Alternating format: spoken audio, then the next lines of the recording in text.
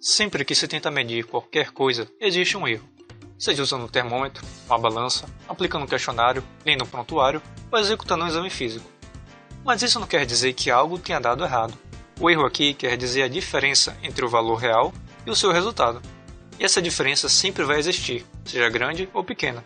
Mas ela é desconhecida, porque não se conhece a princípio qual é o valor real do que está sendo medido.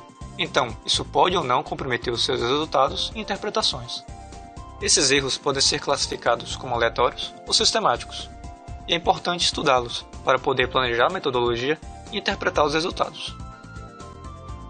Erros aleatórios são aqueles que interferem em cada medida individualmente, de forma aleatória. Então, medindo várias vezes a mesma coisa, os resultados vão variar em torno do valor real. Já os erros sistemáticos fazem com que todos os resultados sejam deslocados de forma semelhante, gerando uma tendenciosidade, ou vieses. Agora os resultados vão variar em torno de um valor diferente do real. Os erros aleatórios são causados por fatores que não podem ser eliminados, talvez controlados, mas nunca eliminados. Talvez porque não entendemos suas causas, ou porque mudam constantemente, ou porque são probabilísticos por natureza.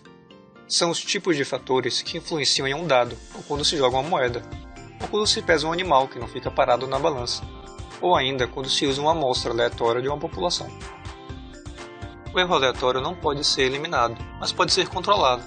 Pode-se usar um equipamento mais preciso ou uma amostra maior, e como sua variação em torno do valor real é aleatória, seu tamanho pode ser estimado, com probabilidades.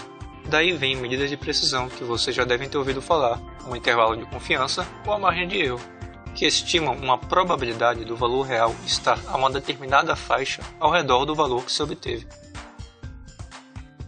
O erro sistemático é causa de vieses, ou tendenciosidades, porque os resultados são todos deslocados em conjunto e passam a variar em torno de um valor diferente do real. Suas causas são geralmente identificáveis. Pode ser um problema no equipamento, uma interferência do ambiente, ou uma amostra que não foi aleatória, ou quando um pesquisador clínico trata ou examina um paciente de forma diferente, porque sabe a que grupo o sujeito pertence, controle ou tratado. É como usar um dado viciado, que vai tender a cair mais para um lado do que para os outros. Esses fatores são relacionados ao método usado, e geralmente podem ser evitados. Pode-se verificar se os equipamentos estão em boas condições, garantir que uma amostra foi aleatória, ou cegar um ensaio clínico para que um grupo não seja tratado de forma diferente do outro. Mas nem sempre é possível remover sua causa, porque pode fazer parte da própria natureza do experimento. Imagine um estudo sobre alguma técnica que depende do operador, como uma cirurgia. Não há como cegar nem um cirurgião nem um paciente. O cirurgião precisa saber o que ele vai fazer, e quando o paciente acordar, ele vai perceber se existe ou não uma ferida cirúrgica suturada em sua barriga. O grande problema dos erros sistemáticos é porque, como os dados estão sob efeito de tendenciosidade, não adianta estimar uma margem de erro com probabilidades. Não há como saber o tamanho de sua interferência nos resultados. Em algumas situações, pode acabar não tendo muita importância. Em outras, pode comprometer toda a validade da pesquisa, mas não dá para saber.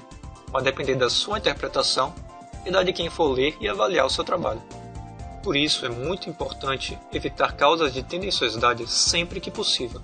Terminar uma pesquisa e só então perceber que seus dados estão sob efeito de vieses ou que tem uma margem de erro enorme é uma situação muito complicada.